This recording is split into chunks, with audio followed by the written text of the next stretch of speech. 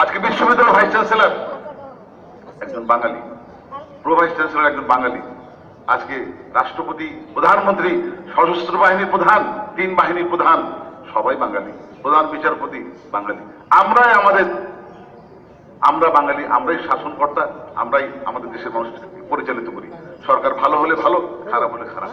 যে কথা আমি বলছিলাম, এই 4 জন জাতীয় নেতা যাদের মেধা ছিল তারা চলে গেলেন। কে আমাকে বলতে পারে এই 4 জন জাতীয় নেতা যে চলে গেলেন 21টি বছর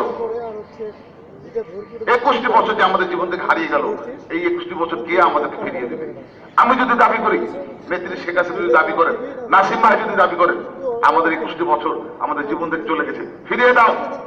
খালেদা জিয়াউর রহমান নেই, তোমার স্বামী চক্রান্তের সঙ্গে জড়িত ছিল, ফিরিয়ে দিতে পারবে? পারবে না।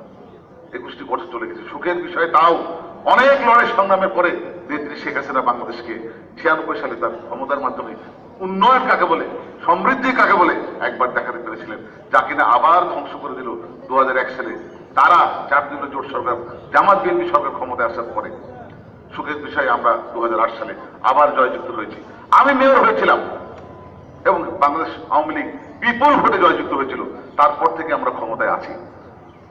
আমি বলতেই চাই, যে উন্নয়ন বঙ্গবন্ধু জাতির জান্নাতে করতে পারতেন সেটা এখন আর আফসোস করে লাভ নেই, কিন্তু শেখ হাসিনা যে উন্নয়ন করছেন সেটাও দেখাবার মতো, বলার মতো উন্নয়ন, সর্বক্ষেত্রে সর্বত্র সারা বাংলাদেশে। এই বিশ্ববিদ্যালয়ের পরে কত বিশ্ববিদ্যালয় হলো বাংলাদেশে, এখন জেলা পর্যায়ে বিশ্ববিদ্যালয় করার কথা নেত্রী মাননীয় প্রধানমন্ত্রী ঘোষণা দিয়েছেন। প্রত্যেকটি জেলায় একটি করে বিশ্ববিদ্যালয়, সেটি কারিগরি বিশ্ববিদ্যালয় হোক, বিশেষায়িত বিশ্ববিদ্যালয় হোক বা সাধারণ বিশ্ববিদ্যালয় হোক, সেটি করা হবে, সরকার সেটি করবেন। এবং অলরেডি বহু জায়গায় বিশ্ববিদ্যালয়, কিছু কিছু কারিগরি বিশ্ববিদ্যালয়, কিছু কিছু মেডিকেল বিশ্ববিদ্যালয় নানা জায়গায় হচ্ছে। আমাদের রাজশাহীতেও রাজশাহী মেডিকেল কলেজ মেডিকেল বিশ্ববিদ্যালয় হিসাবে ইতিমধ্যেই সংসদে বিল উত্থাপিত হয়ে পাশ হয়ে গেছে। আমরা রাজশাহীতে আরেকটি বিশ্ববিদ্যালয় পাচ্ছি, রাজশাহী মেডিকেল বিশ্ববিদ্যালয়। এখানে থেমে থাকলে চলবে না, আমরা রাজশাহীতে আরেকটি আওয়াজ তুলতে চাই। রাজশাহী বিশ্ববিদ্যালয়ের পাশে এত জায়গা আছে, এখানে একটি পূর্ণাঙ্গ কৃষি বিশ্ববিদ্যালয় রাজশাহীর জন্য খুবই দরকার। আমরা সেটিও দাবি আকারে উত্থাপন করে আদায় করতে চাই।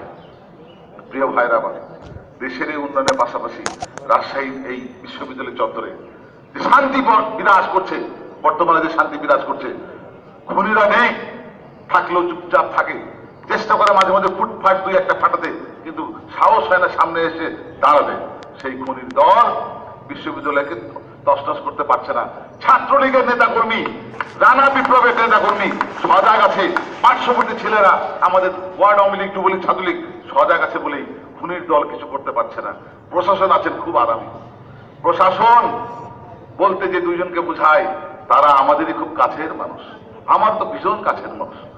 কিন্তু কাছের মানুষ থেকে লাভ কি? কাছের মানুষ যদি দলের নেতাকর্মীর মূল্যায়ন না করেন, সেই কাছের মানুষ যে কোনো লাভ নেই, দরকার নেই।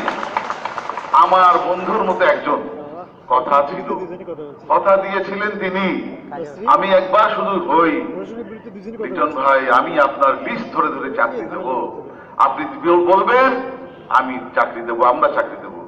আমরা লিস্ট দিয়েছি প্রায় বছর 1.5 আগে। সেই লিস্ট কোথায় গেল আমি জানি না। তাদের বাড়িতে ডিম পাচ্ছে কিনা, ডিমে তা দিচ্ছে কিনা আমি জানি না, কিন্তু তাদের শিক্ষক নিয়োগ কিন্তু অব্যাহত আছে, শিক্ষক নিয়োগ অব্যাহত আছে। এবং বিতর্কিত শিক্ষক, বিতর্কিত ঘরানা থেকে আসা শিক্ষক নিয়োগ অব্যাহত আছে। এত শান্তিপূর্ণভাবে ক্যাম্পাস চালাচ্ছেন, মনে করছেন আপনাদের দক্ষতা না। আমরা যদি ইশারা দেই মহানগর আওয়ামী লীগ, আপনাদের গতি উল্টাতে 24 ঘন্টা 48 ঘন্টা বেশি সময় লাগবে না। তাকিয়ে দেখেন শাহজালাল বিশ্ববিদ্যালয়ের ছেলেদের কি অবস্থা করেছে, তাকিয়ে দেখেন জাহাঙ্গীরনগরে কি অবস্থা করে, তাকিয়ে দেখেন অন্যান্য বিশ্ববিদ্যালয়ে কি অবস্থা করে ছাত্ররা। আমরা করতে দিই না বলে ক্রেডিটটা আপনারা নিতে চেষ্টা করেন না প্লিজ। অনেক উপকার করেছেন আমাদের, ক্রেডিটটা নিয়েন না যে আপনাদের দক্ষতার কারণে, আপনারা যোগ্য কর্মকর্তা বলে এই বিশ্ববিদ্যালয় শান্ত আছে। আমি রেখেছি, ডাবলু সরকার আমার নির্দেশে আমরা শান্ত রেখেছি। আমাদের কর্মীদেরকে আমরা নিষেধ করি, করতে হবে না, থামো, দেখছি। কিন্তু কতদিন, ডাবলু বলে গেল কতদিন দেখবো? আর তো বেলা চলে যায়, সময় তো কাছে আসে। আপনারা যদি মনে করে থাকেন আপনারা মৃত্যু পর্যন্ত ভিসি প্রবেশে থাকবেন, এটা কি ঠিক? আপনারা কি থাকবেন মৃত্যু পর্যন্ত? খুব বেশি হলে আগামী 1 বছর 1.5 বছর যদি রিনিউয়াল করতে পারেন, তাহলে আবার কিছুদিন হয়তো রিনিউয়াল হবে কিনা আমি জানি না, আপনাদের ব্যাপার, আপনাদের লাইনের ব্যাপার। আমার কথাগুলো বলতে খারাপ লাগছে, কারণ এই প্রশাসন আমারই প্রশাসন, আমাদের প্রশাসন, আমাদের বঙ্গবন্ধুর আদর্শে দীক্ষিত প্রশাসন, তাদের সেইভাবেই কাজ করা উচিত ছিল, চলা উচিত ছিল।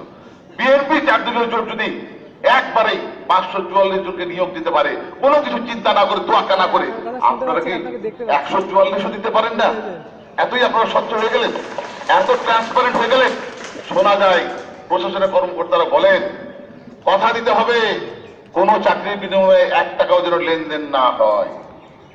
কবে লিটনের হাতে চাকরিতে লেনদেন হয়েছে একটা সাক্ষী আপনাদেরকে আমার কাছে পাঠানোর জন্য বিনীত অনুরোধ করে গেলাম, কোন চাকরি প্রার্থী আমাকে টাকা দিয়ে গেছে আমার হাতে। এই কথা বলে, এই অজুহাত তুলে চাকরি বন্ধ রাখার কোনো সুযোগ নেই, কোনো যুক্তি নেই। ইতিমধ্যে প্রায় 5 শতাধিক জায়গা খালি হয়ে আছে, যেটা প্রতি বছর 200-250 করে অবসরে যায়, প্রায় 3 বছরে 600 মতো হবে। আমি বললাম 500 মতো। এই 650 হোক বা 500 হোক, এই শূন্য জায়গায় বেতনের জন্য আপনাকে বিশ্ববিদ্যালয়ে ইউজিসিতে যে ধর্ণা দিতে হবে না, এগুলো স্যাংশন করার পর এখানে টাকা বরাদ্দ হয়, সেই টাকা দিয়ে আপনি বেতন দিতে পারেন আরামে। আপনি স্বাধীনতার পক্ষের 150-200-250 ছেলেকে পার্শ্ববর্তী এলাকা সহ শহরের ওই প্রান্তেও কিছু কিছু ছেলেদের চাকরি কি দেওয়া যায় না এই বিশ্ববিদ্যালয়ে?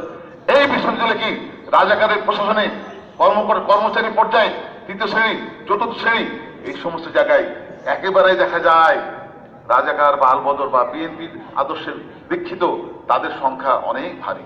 আমরা কি সেই সংখ্যা আরো ভারী করব, না আমাদের নেতা কর্মীদেরকে নিয়ে এসে সেই সংখ্যাকে আমরা নামিয়ে দিয়ে আমরা সংখ্যাগরিষ্ঠ কোনটা? আমি সেই কারণে বলতে চাই, বিশ্ববিদ্যালয় শান্ত আছে, আমরা শান্ত রেখেছি বলে।